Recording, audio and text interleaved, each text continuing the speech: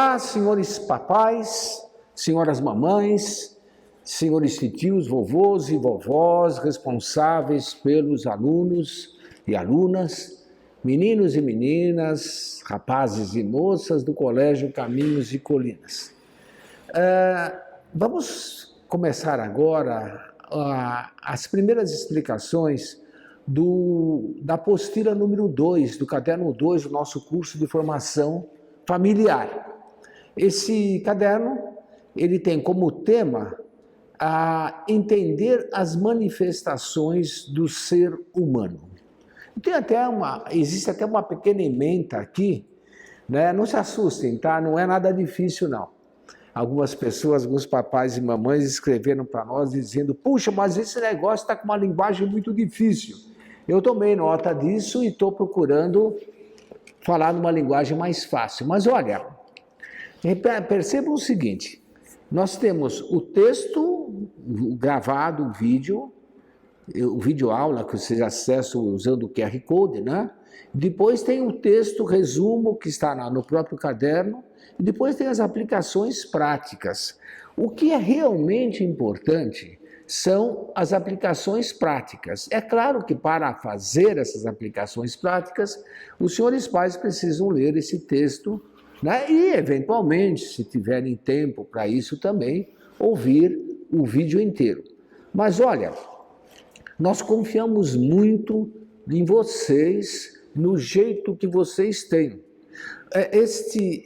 A finalidade desse curso, a finalidade desse curso de formação familiar é justamente essa, formação familiar. Nós estamos querendo que vocês famílias, se unam, conversem a respeito dos temas. Entendam as sugestões práticas como sugestões, exatamente, para que vocês tenham esse ambiente de conversa, tá bem? Não fiquem muito assustados, isso aqui não é exame de faculdade. Eu ousaria dizer até que é muito mais do que um exame de faculdade, porque na verdade é uma integração entre vocês, papais, responsáveis e vossos filhos. Ou seja, nós estamos querendo que vocês conversem, que vocês tenham vida de família. Hoje em dia, com toda essa complicação que existe a respeito de atividades que nós temos que fazer, de coisas que a gente precisa fazer, de corrida para pegar a condução, de horários atrapalhados, de pai e mãe trabalhando fora e chegando tarde, nós temos muito poucos momentos em que a gente pode se reunir, a família, né? Se reunir e conversar. É muito pouco realmente isso.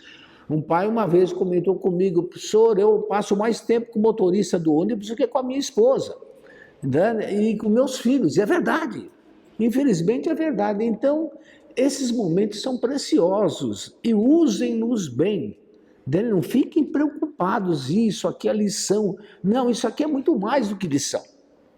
Entende? Isso aqui é uma oportunidade que nós estamos dando para que vocês, filhos e pais, se conheçam e conversem a respeito disso. Não tem lição de faculdade, de pós-graduação mais preciosa do que isso. Tudo bem?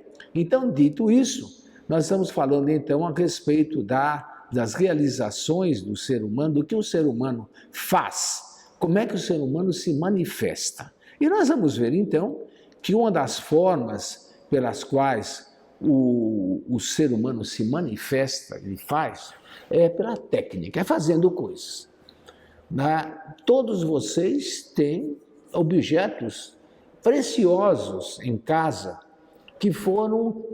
o que tem de precioso foi o fato de que eles foram feitos por alguém que talvez já tenha morrido, entende? E que vocês guardam como lembrança daquela pessoa. Esse aqui eu tenho, no meu caso, especificamente na minha casa, eu tenho oficina na casa onde meu pai morava, num sítio, e tem a oficina que ele trabalhava.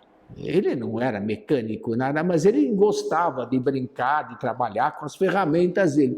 Para mim, Para mim, aquelas ferramentas e as coisinhas que ele fez, né, tem uma importância enorme. Meu pai gostava de pintar também, de colorir, não de pintar. Então eu tenho moldurado na minha casa algumas gravuras que meu pai coloriu. Entende? Pode não ter importância para ninguém, para mim tem. Entende? Tem uma importância enorme, por quê? Porque meu pai que fez. Isso me ajuda a me lembrar do meu pai. Vocês têm aquelas toalhas bordadas pela vovó, aquele crochê feito não sei por quem, e tudo isso é precioso, são manifestações técnicas, porque pintar, porque fazer crochê, porque costurar, são tudo técnicas, né? Técnicas humanas. Né? São manifestações técnicas que vocês têm em casa de sua família e que devem ser colocadas, devem ser guardadas com todo o carinho e mostradas e contadas. Olha, para as crianças, olha, isso aqui, esse jogo de chá aqui é do casamento da sua bisavó. É o presente de casamento da sua bisavó. Veja que coisa interessante. E para que as crianças percebam, não é que apreciem o jogo de chá, até pode apreciar, entende? Mas não é o principal é que eles percebam o seguinte: puxa, eu tenho uma história, eu tenho uma continuidade, a minha família não é eu, meu pai, minha mãe, mas a minha família se estendeu há muito tempo para trás, e tem muita coisa que eu conhecendo essas coisas da minha família, eu me conheço melhor. Eu sei porque como eu sou. Ah, o seu avô veio de, sei eu, Portugal, ou veio do interior da Bahia e teve que trabalhar aqui como lavrador em tal lugar. Cada um tem sua história. Cada um de nós tem sua história e todas as histórias são bonitas, especialmente para quem é descendente, para as pessoas que ouvem a história e falam: foi meu avô. Esse martelo aqui era do meu avô, é do meu bisavô. Entende? Esse conhecimento que se propaga pela matéria, pelos instrumentos, pelas coisas que ficam, é muitíssimo importante. É muitíssimo importante. Havia um historiador francês que dizia isso: nunca queime as cartas velhas. As cartas velhas devem ser guardadas porque são testemunho vivo de quem as escreveu.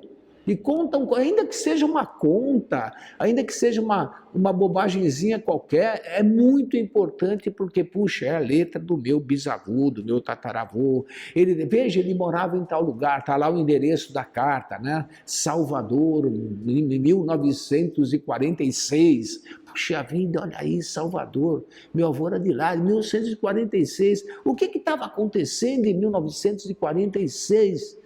Entende? Percebam, nós conseguimos nos colocar, através dos nossos antepassados, nós conseguimos nos colocar na história. Eles fizeram parte da história, fazem parte da história. Nós também fazemos, mas a gente não percebe isso no dia a dia. A gente percebe isso quando estuda as coisas do passado. O item 1, a aula 1 desse nosso curso que nós vamos tratar hoje, fala da técnica, já falei uma série de coisas, né? E também fala de como o ser humano conhece a realidade. Então, ele fala do método científico e fala da ciência, né? E aí nós temos a oportunidade de perceber o seguinte, que a ciência, o estudo científico, ele é muito bom. Mas não é a única forma de conhecer as coisas, né? E nem sequer é a principal. É muito bom o estudo científico, mas muitas vezes existem outras formas de conhecimento, outras formas de abordar um assunto, que são aquelas formas ditadas pelo bom senso, né? E a gente percebe o seguinte: uma vez aconteceu isso comigo, né? Eu estava examinando uma casa em que um parente meu ia alugar a casa. E ele me pediu para dar uma olhadinha na casa antes, para ver se valia a pena. Eu não entendo muito disso, mas fui lá dar uma olhadinha. E havia um porão. E quem estava me levando para conhecer a casa era o dono da casa que tinha construído a casa. E aí, então, ele estava lá, era um velhão, etc. Ele estava mostrando, a gente percebia, ele não teve estudo assim avançado nenhum. Ele tinha estudo prático da vida, ele era pedreiro. Então a casa era dele, ele tinha construído aquela casa, ele sabia muito bem tudo que estava lá, que acontecia lá. E aí no porão eu perguntei, eu vi um buraco, né? Um buraco quadradinho, mas bem feito, não era quebrado, era um buraquinho realmente, gradeado na parede. Eu perguntei, para que é isso? Para que o buraco? Ele deu uma risada e falou, vocês aí estudam tanta coisa e não sabem nada. Assim, brincando comigo.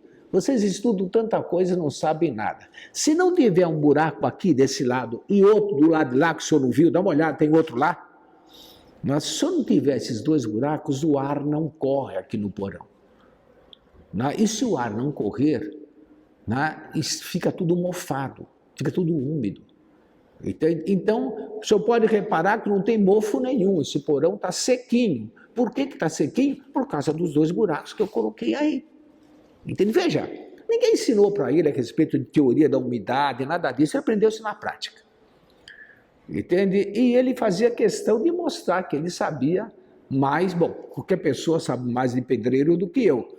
Mas o que ele queria mostrar é que existe, o que eu entendi e que eu aprendi, é que existem conhecimentos práticos que são muito mais elevados às vezes, e muito mais interessantes e até vezes muito mais úteis do que um monte de conhecimento teórico. Aí nós temos aqui um exemplo, que é a torre de espaguete e de marshmallow. Vocês vejam o exemplo, leiam aí, tem um videozinho interessante aqui, que mostra o seguinte, mostra que às vezes crianças do pré-primário, crianças de jardim da infância, vencem uma competição contra engenheiros, porque os engenheiros ficam todos preocupados numa elaboração teórica, como é que eu vou fazer essa torre, e as crianças, enquanto isso, vão experimentando, dão um monte de coisa errada, até que no fim dá certo, e eles ganham dos engenheiros que demoraram muito tempo pensando.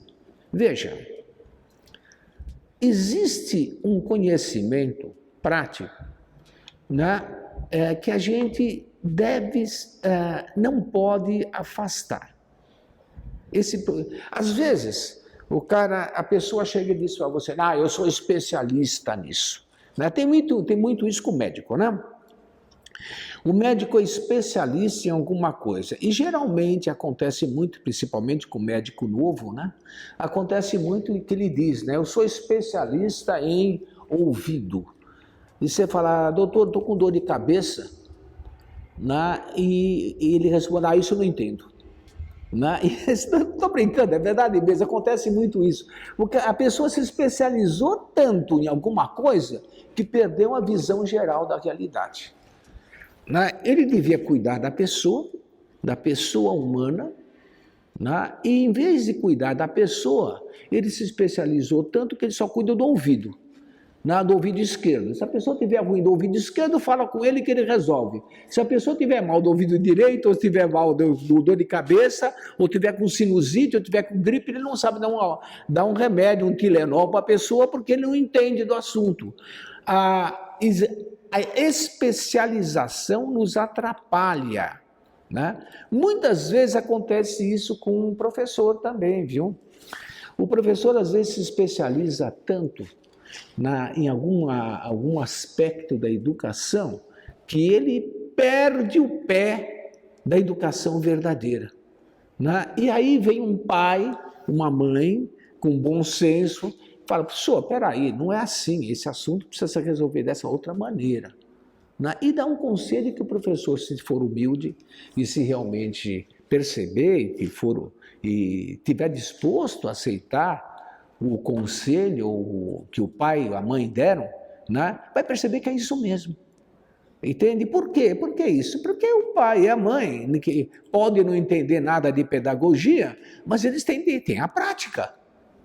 Puxa, eles educaram a criança.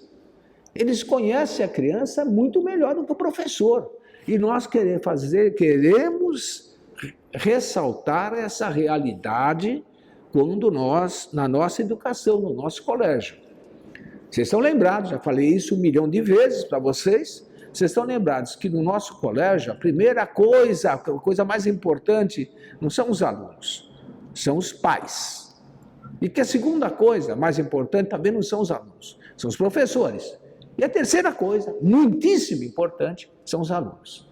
Se nós prestarmos atenção no que os pais têm para dizer, se nós, professores, tivermos essa humildade e essa realidade de o que a senhora tem a dizer a respeito do seu filho, e ouvirmos, e se a mãe e o pai vierem aqui com esse ânimo, com essa vontade de realmente educar, aí o professor vai aprender. O professor sabe pedagogia, ele sabe ensinar matemática, ele sabe ensinar história, ele sabe ensinar geografia, ele sabe ensinar português.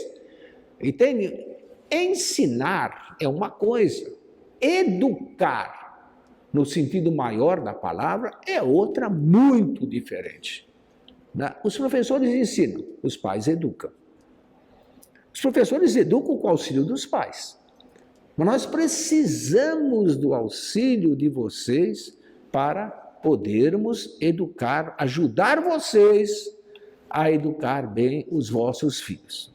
Continuando aqui, no nosso tópico 1.2, quando a gente fala do problema das especializações, a gente aborda um tema interessante, através da capa de um livro.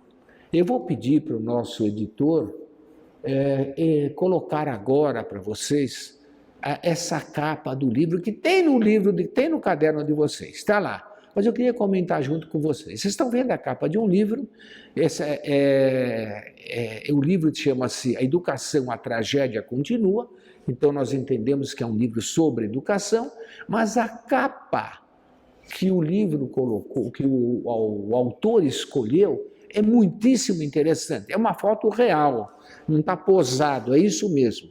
A foto mostra um museu na Holanda, o Museu de Amsterdã, na Holanda. Na parede do museu, vocês estão vendo aí, existe um lindíssimo quadro, um quadro famoso, chamado A Ronda Noturna, de Rembrandt. Eu aconselho que vocês procurem na internet o quadro A Ronda Noturna, de Rembrandt, e abram para vocês verem a beleza desse quadro. Ele está aí no fundo, esse é o original. E sentado em frente ao quadro, vocês estão vendo, tem um banco aí, um banco bem grande, enorme, um banco circular, né?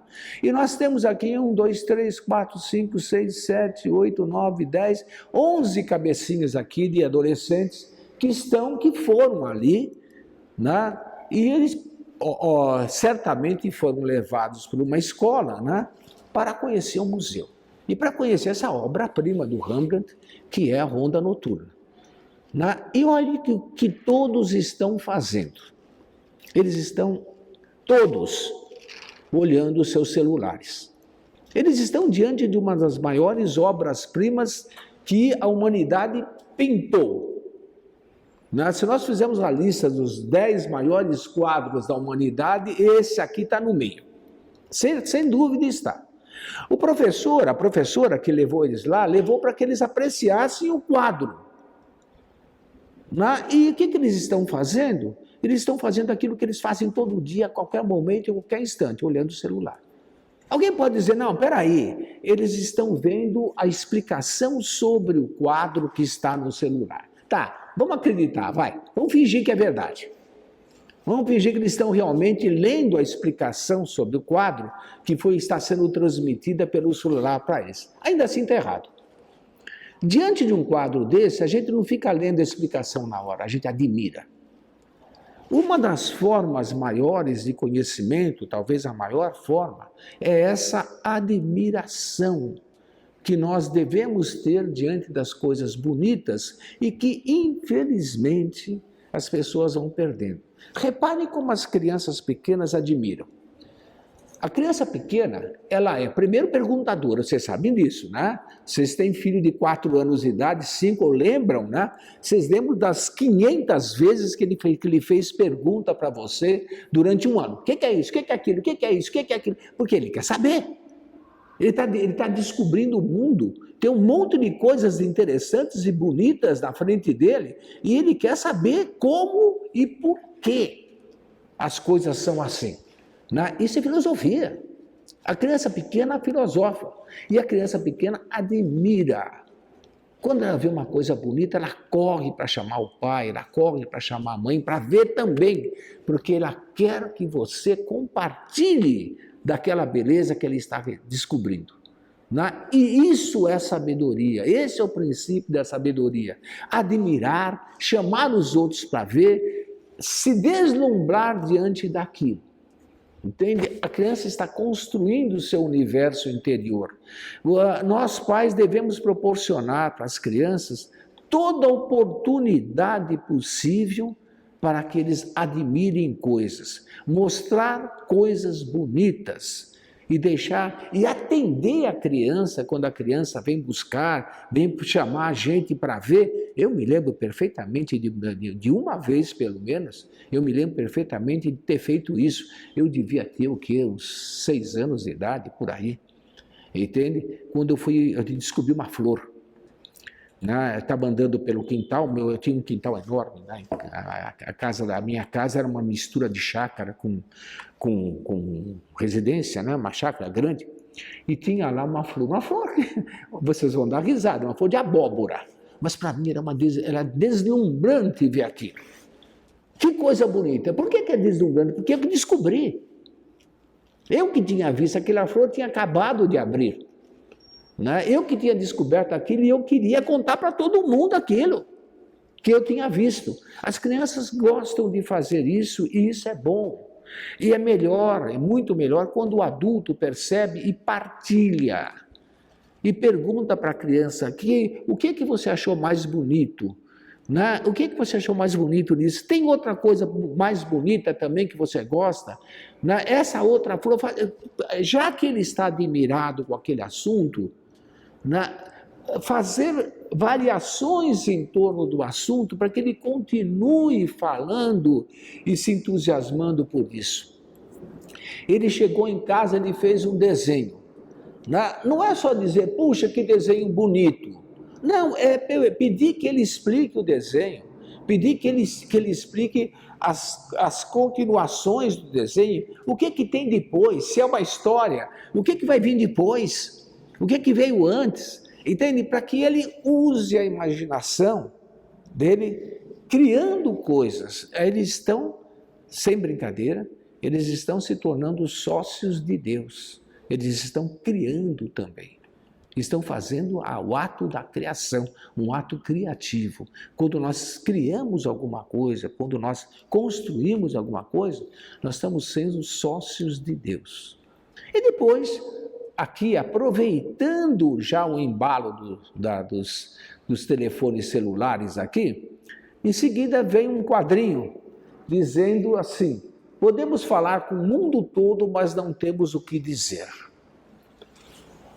É uma lamentação. Né?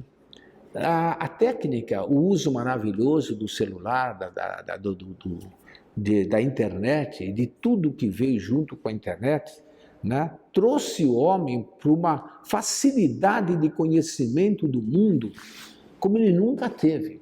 Então é muito comum dizer isso, né? Puxa, a internet é uma maravilha, as redes sociais são maravilhosas, porque elas nos colocam em contato com todas as pessoas em qualquer lugar do mundo. E eu admiro isso, isso é bonito. Eu tenho um amigo na Espanha, por exemplo, e eu converso com ele como se estivesse conversando agora. Agora de manhã, mandei uma mensagem para um amigo que está viajando a trabalho, né? Mas ele está viajando na Europa. E eu perguntei, e aí, como é que vão as coisas? E dali a 1 minuto, ele vem a resposta dele. Estão aqui, manda uma foto, etc. Puxa, isso é bonito. Isso é interessante. Quer dizer, a técnica é boa, sem dúvida. Manteve essa amizade que eu tenho com ele. Mas a técnica não adianta nada se eu não tenho o que falar. Né? Conversamos com todo mundo, mas não temos o que dizer. Nós precisamos usar a técnica. Eu não sou contra a técnica, nós não somos contra. Nós usamos, estou usando agora. Estou gravando esse vídeo agora usando o computador na minha frente e aqui uma câmera que está gravando isso, num tripé. Tudo isso é técnica. né? E com isso estou tendo a alegria de conversar com vocês. Portanto, vou ser a última pessoa a criticar a técnica, mas é preciso saber que nossa inteligência é superior e que eu devo usar a técnica para dizer alguma coisa, para fazer alguma coisa de bom. Entende? Aí sim, aí a técnica tem uma aplicação maravilhosa, né? Hoje em dia a moda são tutoriais, né? Qualquer coisa que eu preciso saber como tratar com determinado parafuso, como abrir determinada lata do sei do quê, como misturar uma tinta com outra, tem tudo na internet. Tem tutorial para qualquer coisa. E aqui então nós temos uma brincadeira que é o tutorial de uma mãe ensinando os dois filhos, um menino e uma menina, ensinando o marido também, né? Coisas, como devem ser feitas as coisas em casa, né? Eu achei esse vídeo, fiquei muito contente quando achei o vídeo. O vídeo está em inglês, mas não tem problema nenhum, que ele é quase inteiramente, ele não tem troca de palavras, é só gestos, né? E que mostra a mãe dando uma aula para os filhos e para o marido, e o marido e os filhos anotando, né? Como é que se dobra a toalha, como é que se limpa a mesa, como é que se lava a louça, como é que se penduram as coisas para secar, como é que se fecha o vaso sanitário, um monte de coisas comuns de casa, né? Como é que se escovam os dentes, como é que se guarda a escova de dente, né? Que as pessoas esquecem. Entende? É muito divertido. Eu tenho a impressão que essas senhoras mães e avós verem esse vídeo aqui, vão se divertir muito, porque vão perceber que é isso mesmo. E quem sabe algumas de vocês, né, façam a mesma coisa. Façam também um curso, né, sobre como usar os objetos em casa, ou seja, como manter a ordem em casa. Eu acredito que vai ser, primeiro, divertido, e segundo, vai ajudar muito. Vai ajudar muito, né? Quantas milhares de vezes vocês falaram para os filhos de vocês não jogar a roupa suja no cesto ou não deixar a toalha molhada em cima da cama? Entende? Acho que vale a pena. Vejam aí. Olha, e se alguém quiser, né, grave isso. Né? Peça para alguém gravar um videozinho e mande para nós. Se vocês permitirem, se vocês derem autorização, eu vou publicar isso aqui. Vou publicar porque é muito, muito interessante mostrar isso, entender isso. Depois, ainda trabalhando com a ideia, tem um amigo aqui me avisando que o tempo está acabando. Deixa eu ver se está mesmo. Estou com 28 minutos, faltam 2, certo? Então, nesses 2 minutos, eu vou mencionar aqui uma tirinha, a tirinha da Mafalda, e comentar um pouquinho. A Mafalda, todo mundo conhece o personagem da Mafalda, aconselho vocês muito a procurarem as tirinhas da Mafalda, que são ótimas, né? Então está aqui o seguinte, as consequências da ação humana sobre a natureza. A Mafalda está sentadinha no sofá e está lendo lá.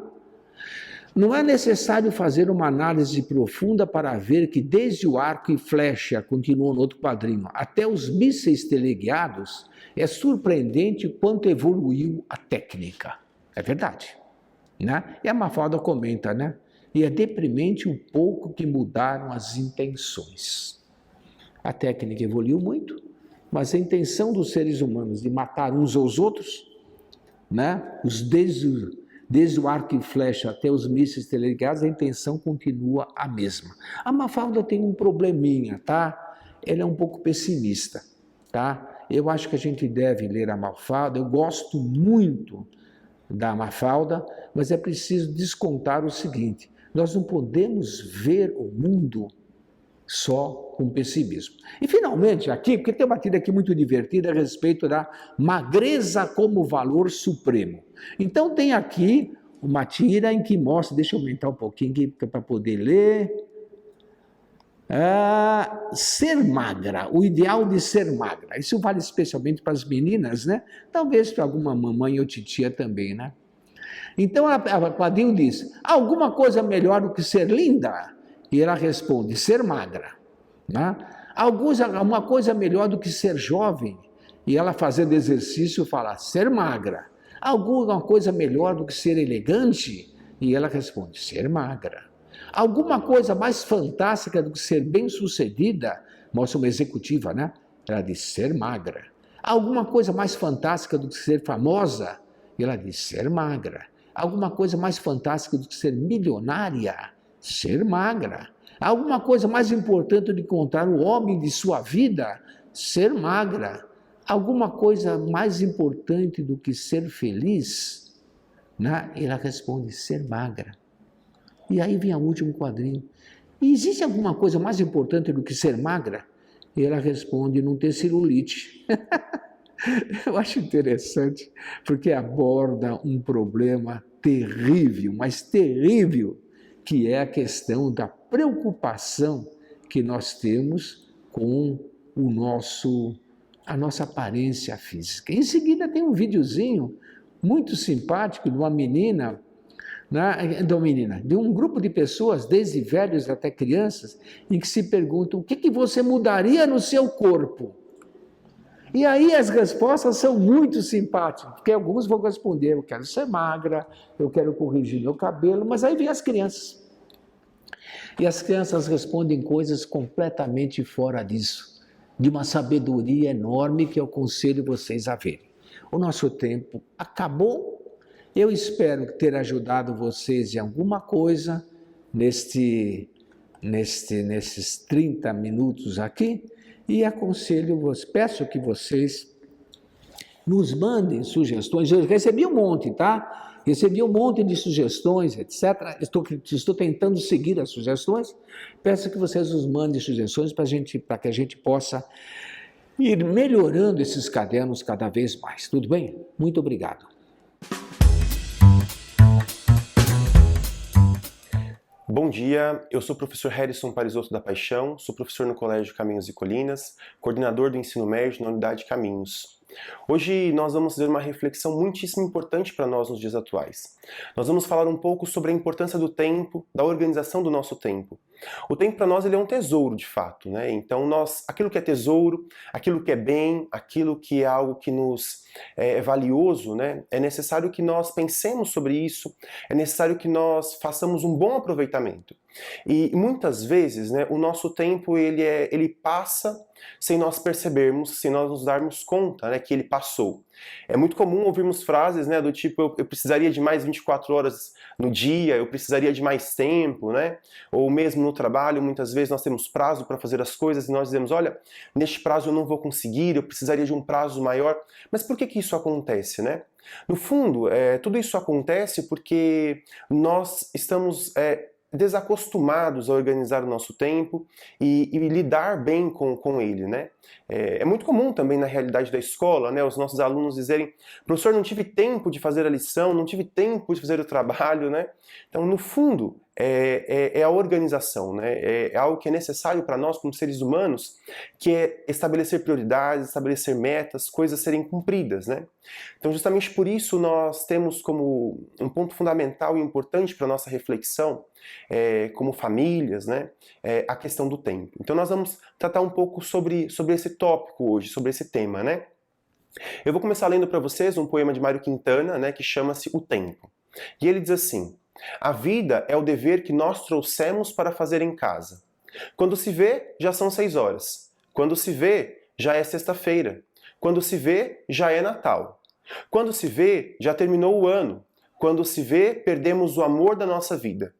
Quando se vê, passaram 50 anos. Agora é tarde demais para ser reprovado. Se me fosse dado um dia, outra oportunidade, eu nem olhava o relógio. Na verdade, Mário Quintana faz aqui, né, ele conclui o seu poema, né, com esse verso, né?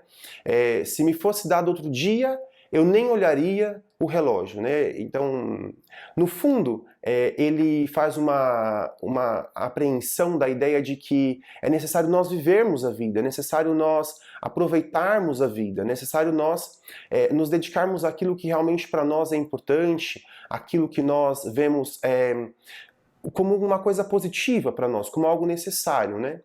Mas é que, na verdade, não é que nós não deveríamos olhar o relógio, né? Como Mário Quintana vai dizer aqui numa linguagem poética, né?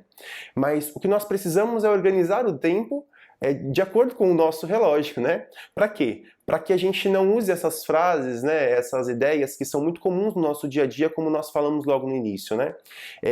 Eu acho bastante interessante essa ideia de quando se vê já é Natal, né? Nós também dizemos muito isso, né? O ano já acabou. Então, esses dias mesmo, né, conversando com os alunos em sala, olha, já é junho, né, já estamos às portas das férias de julho, né? Então, poxa vida, mas por que o tempo parece que passa tão rápido, né? No fundo, o tempo não passa tão rápido, né? É que nós talvez não estamos olhando ou estamos pensando em como, né, organizar bem esse tempo e o que fazer nesse tempo que nós temos, né? Na Sagrada Escritura, né, no livro de Eclesiastes, capítulo 3, nós vamos ter um relato, uma narração bíblica, né, bastante interessante, porque o autor sagrado vai dizer que debaixo do céu existe tempo para tudo. E é exatamente essa a ideia que nós precisamos ter, né? Debaixo do céu, ou seja, na nossa vida terrena, no nosso dia a dia, na nossa prática do dia a dia, existe tempo para tudo, né? O que é necessário é nós observarmos o que é tempo de fazer agora, né? Esse momento é tempo para quê? Esse momento é tempo para pensarmos em quê? Esse momento é tempo para realizarmos o quê? Às vezes é muito comum nós gastarmos muito tempo pensando em coisas muito futuras, em coisas que nós estamos planejando ou sonhando para daqui a anos, e nós não fazemos aquilo que precisamos fazer no momento atual. Com isso nós vamos deixando o tempo passar, nós vamos deixando o tempo se gastar, né? E aí é quando nós usamos as frases, né, que nós citamos agora do poema de Mário Quintana, por exemplo, né? Então é muito interessante quando o autor sagrado nos chama a essa verdade, né? A consciência de que para tudo existe um tempo. O que é preciso então? É nós olharmos para a nossa vida, é nós olharmos para a nossa rotina e adequarmos as coisas e adaptarmos, né, esse tempo que nós temos, né? São José Maria Escrivá, no livro Caminho, né, no ponto 354, ele diz o seguinte: aproveita o tempo, não te esqueças da figueira amaldiçoada. Já fazia alguma coisa, dar folhas, como tu. Não me digas que tens desculpas. De nada valeu a figueira, narra o evangelista, não ser tempo de figos, quando o Senhor lá os foi buscar. E estéril ficou para sempre. Então São José Maria aqui faz referência a um trecho do Evangelho, onde Jesus passa, está caminhando com os discípulos, e Jesus passa por uma figueira e ele quer figo. E a figueira não tem figo, não é tempo de figo, né? E então Jesus amaldiçoa aquela figueira. E eles seguem o caminho. No retorno, eles passam novamente por aquela figueira, e um dos apóstolos diz: Senhor, a figueira que tu amaldiçoaste está seca. E Jesus diz, é isso mesmo, né? Então ela está seca, né? Por quê? Não são as palavras do Evangelho, mas aqui faço uma interpretação, né? Mas por quê? Porque ela não deu frutos. Então, no fundo, né, a nossa vida é uma vida que precisa dar frutos, né? São José Maria Escrivá também vai dizer no ponto 1º de Caminho, né? Ser útil, né? Deixa rastro, ou seja, nós precisamos no dia a dia da nossa vida, né, fazer coisas que sejam também úteis, né? Porque para nós sermos úteis, nós precisamos fazer coisas que são úteis. Para nós deixarmos rastro, nós precisamos aproveitar bem o nosso tempo para que as coisas que nós fazemos com o tempo que nós temos, elas sejam eficazes, elas deem frutos para a nossa vida e para a vida das pessoas, né? Então é fundamental que a gente pense sobre isso, que a gente observe isso, né? Porque hoje a nossa sociedade é uma sociedade imediatista, é uma sociedade da rapidez, da liquidez, né? E por isso, muitas vezes nós estamos muito ocupados em não fazer nada. Muitas vezes nós estamos muito preocupados com muitas coisas, com muitas ideias, com muitos pensamentos, mas no fundo são ideias, pensamentos, coisas que não tem serventia, que não tem utilidade, que não tem importância, né? Às vezes, né, nós ouvimos assim dos nossos alunos, né, nas conversas com os alunos, às vezes entre eles mesmos, né, ouvimos coisas do tipo: os meus pais não têm tempo, os meus pais são muito ocupados, né? Que triste seria se para alguns de vocês, pais, mães, responsáveis pelos nossos jovens, adolescentes, pelas nossas crianças, né, ouvirem do próprio filho que você não tem tempo para ele, né?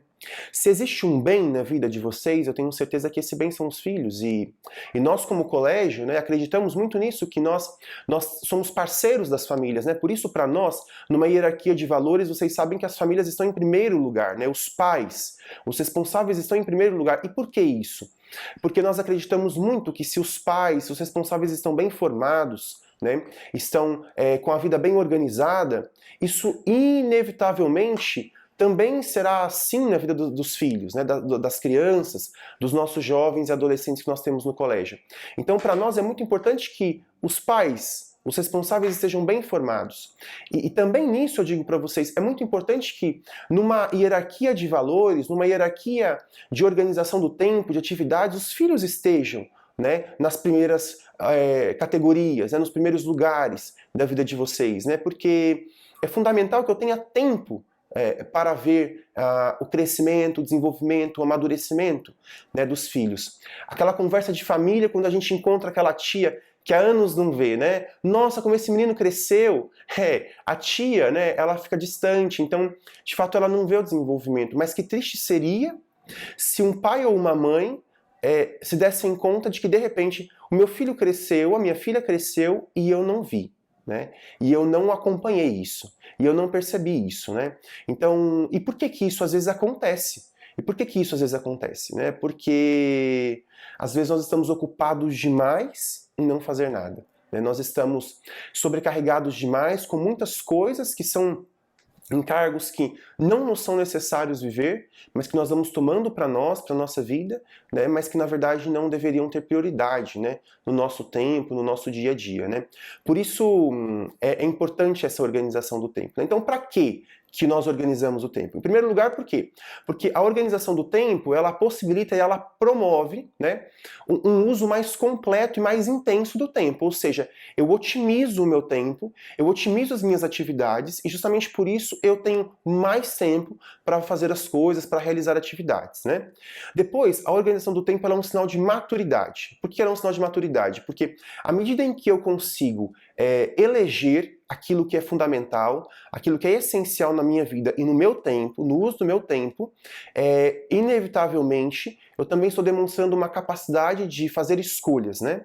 E fazer escolhas é um sinal de maturidade, né? Então é muito importante que no nosso dia a dia, nas nossas práticas, nós consigamos eleger aquilo que é essencial, aquilo que é necessário, né, aquilo que é prioridade e aquilo que é bom que eu faça, aquilo que é agradável que eu faça, que eu desenvolva, que eu viva, mas que não é obrigatoriamente uma necessidade urgente. Né?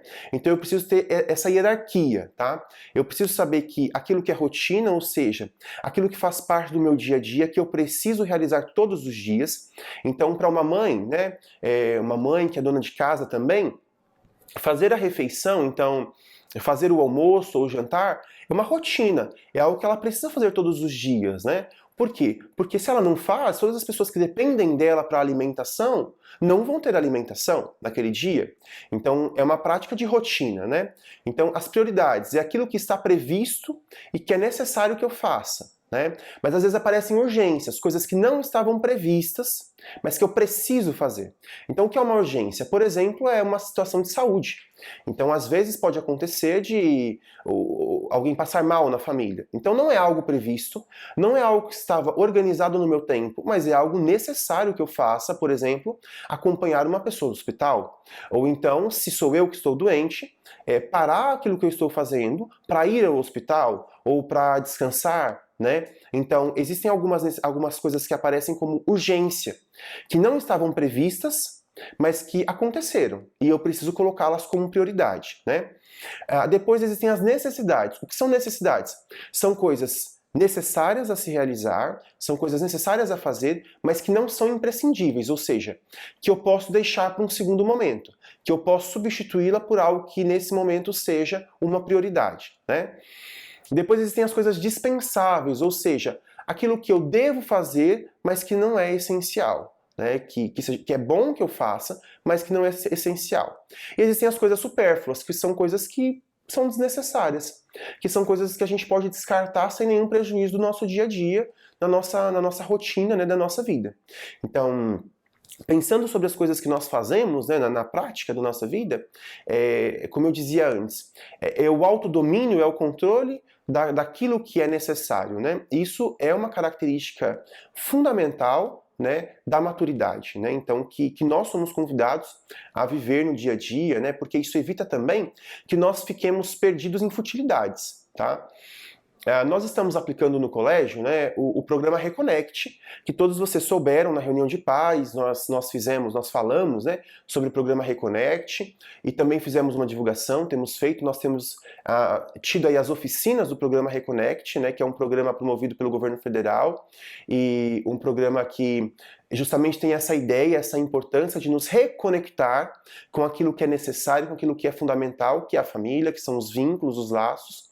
E no programa Reconnect, né, é interessante porque uma das reflexões que a gente faz é quanto tempo a gente gasta, por exemplo, com a tecnologia, né?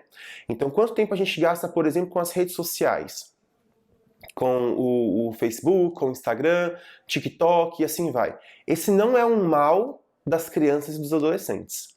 Então, senhores pais irresponsáveis, me desculpem dizer isso com muita sinceridade e clareza, mas esse não é um mal das crianças e adolescentes. Esse é um mal de toda a sociedade, né?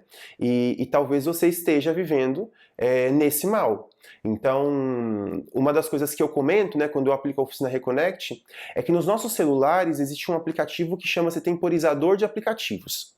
E lá a gente consegue ver quanto tempo a gente passou por dia em cada aplicativo que nós temos no nosso celular. E às vezes é assustador. O ano passado dava aula de inglês para as turmas do ensino médio e uma das unidades do livro falava sobre a dependência da tecnologia, né? E a dependência de internet, na verdade. E aí, falando sobre isso com os alunos, discutindo esse assunto, alguns alunos foram ver quanto tempo eles passavam no celular. E olha, algumas informações assim surpreendentes. Eu me lembro que um dos alunos, olhando lá o temporizador dele, disse: professor, passei 13 horas ontem no WhatsApp. Um aplicativo. 13 horas. Essas 13 horas, inevitavelmente, incluiu todo o período dele de aula. Então, as prioridades, né, elas estão perdidas, porque a gente coloca como prioridade aquilo que passa, aquilo que é futilidade, às vezes, que é ficar ali passando o meu dedo na rede, na minha linha do tempo, no Facebook, por exemplo, ou nos meus stories do Instagram. Quanto tempo nós gastamos com isso? E às vezes quando o filho, a filha, quando alguém em casa diz assim, olha, eu quero fazer tal coisa, não tenho tempo. Então, é necessário nós nos perguntarmos, é necessário nós observarmos isso, é necessário nós nos vigiarmos, né? Por quê, pais? Porque nós só podemos formar os outros à medida em que nós também reconhecemos as nossas fragilidades, os nossos erros e também vamos trilhando um caminho de formação. Quando eu corrijo os meus alunos de algo, eu preciso olhar para a minha própria vida e ver se eu também não estou cometendo aquele erro.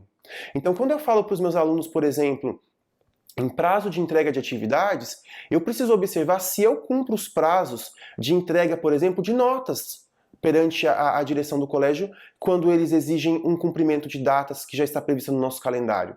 Eu, como professor, eu preciso observar, por exemplo, quando eu cobro do meu aluno o material dele em sala de aula, se eu preparei a aula, se eu programei aquela aula. Então, eu preciso também fazer uma análise, né, da minha própria vida, do que eu faço. Então, quando eu cobro a criança, o adolescente, o jovem, com relação ao uso do celular, ao tempo que eles passam nas telas, eu também preciso ver quanto tempo eu estou passando e quais as prioridades que eu tenho dado, né? A que eu tenho dado prioridade, né? A cada coisa no meu dia a dia, na situação, né, que eu vivo. E assim, é importante essa reflexão, por quê? Porque essa ordem exterior, ou seja, o tempo de uso do celular, o tempo de atividades fúteis ou atividades que são desnecessárias, no fundo ela revela um pouco aquilo que é a nossa ordem interior. Ela revela um pouco aquilo que é uma ordem prévia exterior, que é de fato como está organizada a nossa própria vida, como estão organizados os nossos pensamentos, os nossos sentimentos, né? Então muitas vezes eu tenho um aluno bagunçado em sala de aula, que ele não consegue ter, por exemplo, o caderno sobre a mesa na hora certa, na hora que o professor entra na sala, ele está sempre perdido com as atividades. É porque às vezes a ordem interior dele também está bagunçada, né? Não tem ordenação interior, ou seja, ele não consegue dizer aquilo que é prioridade nos sentimentos, nos pensamentos também que ele tem. Então é importante nós termos uma ordem interior E essa ordem interior, ela se revela no exterior. Por isso, aqui no Colégio Caminhos e Colinas, muitas vezes, nós ouvimos referências diretas, né? Quando a gente ouve, por exemplo, uma formação sobre o tempo, como essa que nós estamos fazendo agora. Mas o que tem a ver, por exemplo, falar sobre a Sagrada Escritura, como São José Maria interpretou a questão do uso do tempo, é porque a nossa vida espiritual, né, ela reflete também na nossa vida prática, né? Então, por isso, no Colégio Caminhos e Colinas, nós temos uma identidade religiosa que faz parte, né, da nossa vida, no nosso dia a dia, né? Nós começamos as aulas e encerramos as aulas todos os dias rezando a oração do Pai Nosso. Por quê? Porque nós oferecemos a Deus tudo aquilo que nós vamos fazer no nosso período de aulas.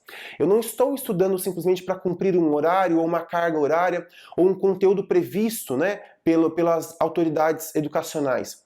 Mas eu estou usando esse tempo para estudar, para crescer intelectualmente, para me aprimorar, porque o meu estudo, ele vai ajudar outras pessoas. Aquilo que eu estudo, aquilo que eu aprendo, né, vai ter repercussão direta na vida de outras pessoas que eu vou ajudar também, inevitavelmente, na minha vida. As pessoas que eu encontro, as pessoas com as quais eu convivo. Então, a ordem do tempo, a organização do meu tempo, né, ela é, no fundo, uma reflexão prática, um reflexo concreto, muitas vezes, de uma ordem prévia. E essa ordem, ela é interior. Né? Essa ordem é dos pensamentos, ela é dos sentimentos, ela é da nossa vida, né?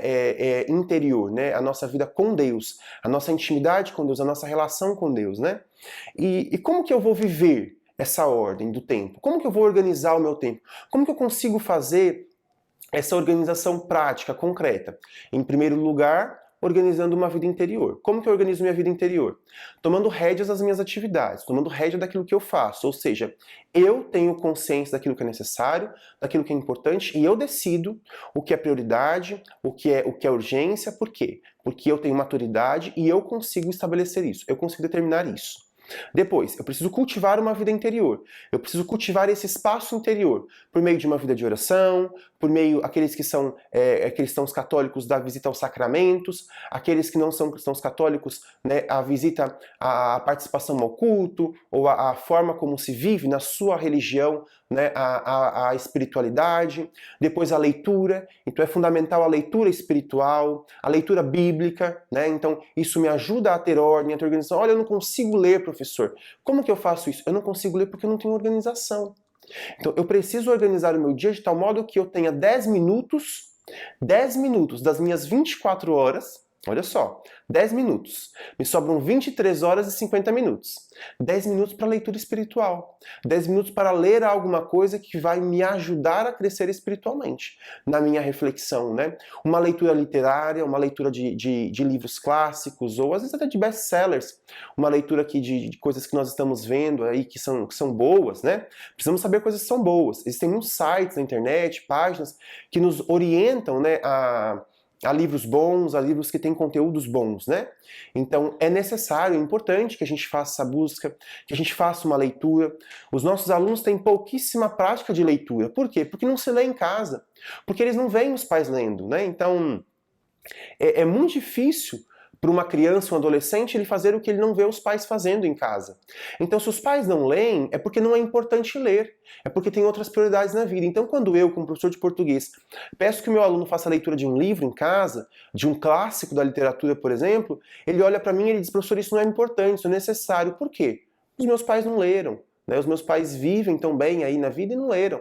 Então, é importante que a gente cultive o exemplo, né?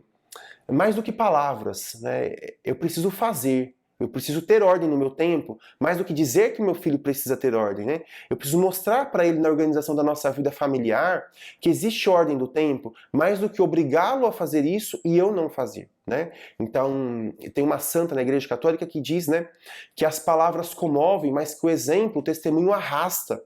Então é exatamente isso, né? As palavras, elas fazem efeito, as palavras são bonitas, podem ser bonitas, mas quando tem testemunho, quando eu vivo aquilo que eu estou falando, eu arrasto as pessoas comigo. As pessoas começam a fazer por quê? Porque elas me veem fazendo e elas percebem que aquilo é bom, que aquilo é importante, né?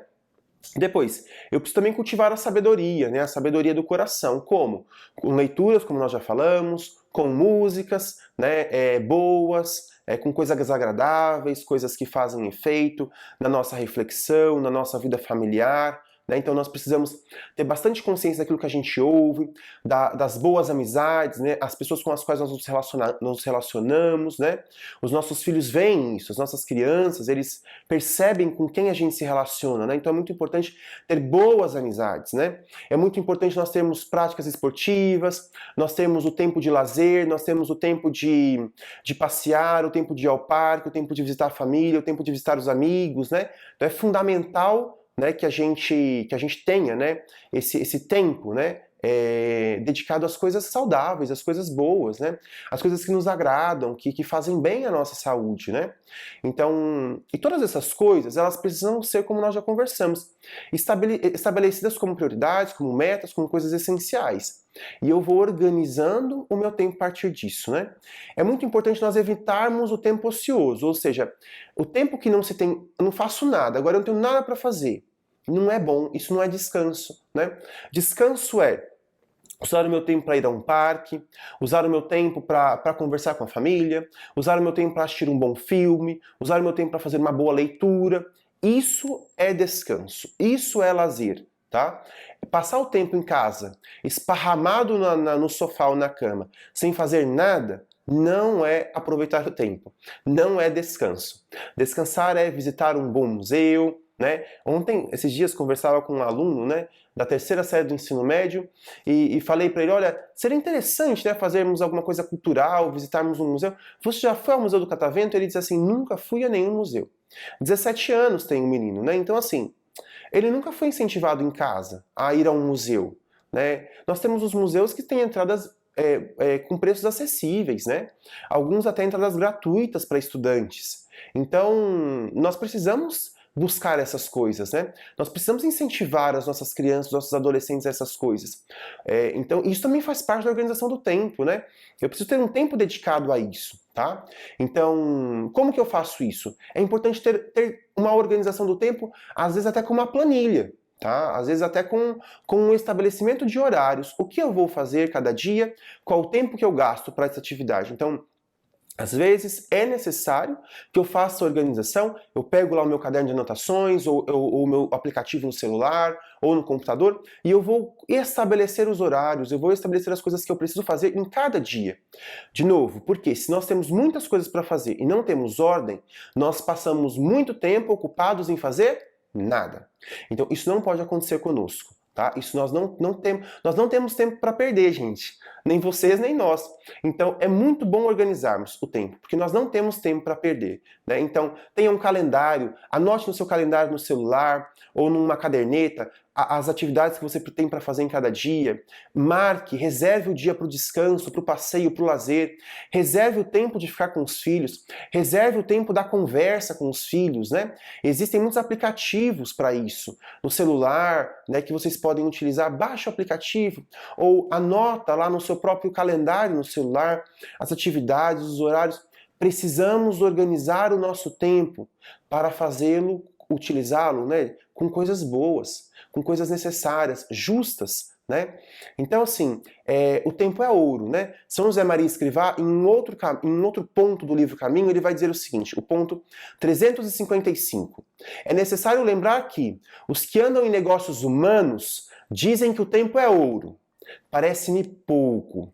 Para nós que andamos em negócios de almas, o tempo é glória. Nós estamos caminhando nessa vida para sermos salvos. Nós estamos caminhando nessa vida rumo ao céu. A nossa cidadania, vai dizer São Paulo, é a cidadania do céu. Nós somos destinados ao céu. Então, para nós, o tempo nessa terra não é ouro. O tempo é glória. O tempo é vida e é vida eterna. Por isso, nós precisamos cuidar bem do nosso tempo. Por fim, para nós encerrarmos essa nossa reflexão, no ponto 815, São José Maria Escrivá vai dizer, ainda do livro Caminho, por fim, queres de verdade ser santo? Cumpre o pequeno dever de cada momento. Faz o que deves, está no que fazes. Nós temos tempo para tudo, nós temos tempo para todas as coisas que são necessárias na nossa vida e no nosso dia a dia. Mas é necessário estabelecermos aquilo que é prioridade, aquilo que é essencial. Faz o que deves e está no que fazes. E se nós vivermos essa frase de São José Maria Escrivá, se nós dermos importância a isso, colocarmos o nosso coração naquilo que nós estamos fazendo, nós teremos tempo adequado para tudo, nós teremos organização em todas as nossas atividades, nós teremos um bom aproveitamento da nossa vida e nós não teremos no nosso dia a dia aquelas frases de já são 6 horas, já é Natal. Mário Quintana, que nos desculpe, mas nós como pessoas maduras, que conseguem e que sabem e que podem, organizar bem o seu tempo, nós diremos, aproveitei muito bem o meu tempo, porque o tempo para nós é glória, o tempo para nós é vida, e nós precisamos aproveitar o nosso tempo com vida e vida em abundância e vida plena, Por isso, eu digo para vocês mais uma vez, para nós encerrarmos essa reflexão. Faz o que deves e está no que fazes. Faz o dever de cada momento. Aproveita cada minuto com ordem, com uma organização prévia, com amadurecimento, com discernimento e certamente, nós seremos pessoas muito felizes e seremos pessoas que podem fazer os outros felizes e que trarão impacto à sociedade, às nossas famílias. Nós estamos no mundo para deixar rastro. Nós estamos no mundo para ser úteis. E nós precisamos gastar o nosso tempo sendo úteis, deixando a nossa marca. Que nós possamos ter essa consciência de que o nosso tempo, ele é precioso. Ele é mais do que precioso. Ele é glória. Até mais.